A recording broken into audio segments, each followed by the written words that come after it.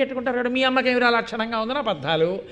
ఏమిటి మనం మళ్ళీ ఇద్దరం ఏదైనా ఇంట్లో మధుర పదార్థం వండితే నేను అది తినడం, ఏమిటి సంతోషం, ఏరి ఆ పళ్ళాలు పట్టుకుని వాళ్ళు సంతోషంగా ఇప్పుడు అని ఎక్కడో కొందరం. మళ్ళీ ఓ మనవడు వస్తాడో మనవరాలు వస్తుందని మళ్ళీ ఓ ఆశ. ఇలా గ్రిల్లోంచి చూసి వీడేదో కొంచెం ఖేదపడుతుండగా గడియారం టంగ్ టంగ్ టంగ్ అని 6 కొట్టింది. 6:15 అయితే దొరగారు వస్తారు, భారతానికి వెళ్ళాలని లోపలికి వెళ్ళి పంచి కట్టుకోవడం కదండి. ఏది ఎత్తు పల్లం ఎత్తు పల్లం ఎత్తు పల్లం, ఇదే కదరా చెప్తున్నాం భారతంలో, ఇంతకన్నా ఏముంది కనుక.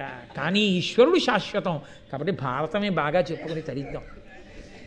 ఇవన్నీ ఉంటాయి, తప్పదు, ఏం చేస్తాం, వెడుతుంటుంది మనసు అనుకుని సరిపెట్టుకుంటుంటాడు, అంతే కదా. అది భారతంలో పైకి కనపడకుండా పాత్రల యొక్క కష్టసుఖాలని ఎంత అందంగా తీసుకొచ్చి చూపిస్తారో. కాబట్టి ఇప్పుడు మాద్రికి పిల్లలు పుట్టారు, సంతోషమే, పాపం కుంతికి అసూయ ఏం లేదు, అలా అనడానికి కూడా లేదు. కానీ మీరు కుంతి పరంగా ఆలోచించినప్పుడు మాత్రం మళ్ళీ కించిత్ ఎక్కడో కిందకి దిగిపోయినట్టు అయిపోయింది. మాద్రికి బిడ్డలు పుట్టారు.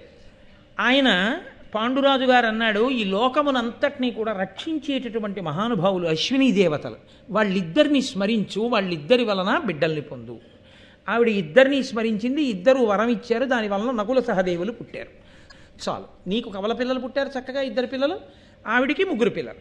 ఇప్పుడు రాజ్యం లేకపోయినా శాపం ఉన్నా పర్వాలేదు, 5 కొడుకులు చక్కగా వాళ్ళందరూ పరిగెడుతున్నారు, వేదం నేర్చుకుంటున్నారు, ఆ శతశృంగంలో ఋషుల దగ్గర పాఠాలు నేర్చుకుంటున్నారు. మహాతేజోవంతుడు, వాడు కింద పడితే రాళ్ళు ఇరిగిపోతాయి, ఒకడు అద్భుతంగా బాణాలు వేస్తాడు, ఇంతంత వాళ్ళు ఇంత గొప్ప వాళ్ళు అవుతారు.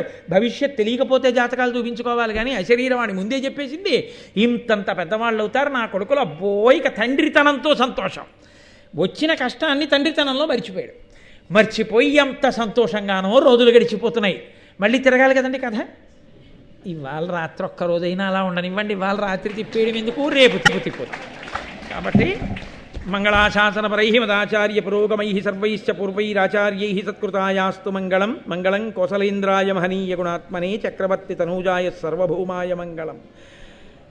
ఉమాకాంతాయ కాంతాయ కామితార్థప్రదాయినే శ్రీగిరీశాయ దేవాయ మలినాథాయ మంగళం. కరచరణకృతం వా కర్మవాక్కాయజం వా శ్రవణనైనజం వా మానసం వా పరాధం విహితం వా సర్వమేత్తక్షమస్వా శివ శివ కరుణాబ్ధే శ్రీ మహాదేవ శంభో. సర్వం శ్రీ ఉమామహేశ్వర పరబ్రహ్మార్పణమస్తు. స్వస్తి. ఈరోజు ప్రసాద వితరణ చేస్తున్నవారు శ్రీ వేములపల్లి మోహన్ రావు గారు. అమ్మ రేపు ఎస్వీబీసీ ఛానల్లో